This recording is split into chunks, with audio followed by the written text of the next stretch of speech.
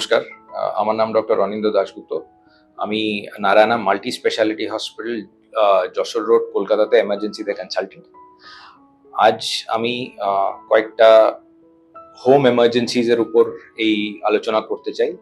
বাড়িতে কমন এমার্জেন্সিজ কি কি হতে পারে তাই নিয়ে একটা ডিসকাশন।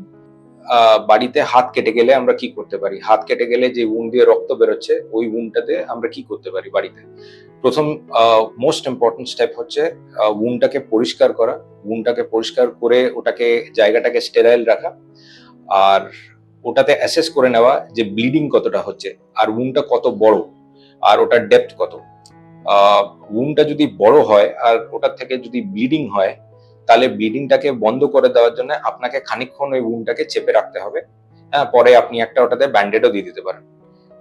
এই উন্ড যদি ক্লিন বা আনক্লিন উন্ডের উপর ডিপেন্ড করে আমরা টেটানাস ইনজেকশনের উপর ডিসাইড করি। সেটা হসপিটালে এসে একটা ছোট একটা ইনজেকশন যেটা আমরা হাতে দিই, টেটানাস, ওই টেটানাস ইনজেকশনটা নিয়ে নিতে হয়, যাতে টেটানাসের ইনফেকশনের বা টেটানাস হওয়ার চান্সেসটা অনেক কমে যায়, যাতে উন্ডের ভেতর দিয়ে টেটানাস ইনফেকশনটা না হয়।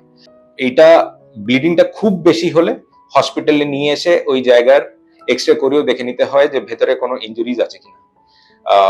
একটা ব্যান্ডেড, ব্লিডিংটা কন্ট্রোল করা, উন্ডটাকে পরিষ্কার করা, আর টেটানাস, এই চারটে জিনিস হচ্ছে মানে অনেকটাই উন্ডটাকে কন্ট্রোল করবে। Thank you.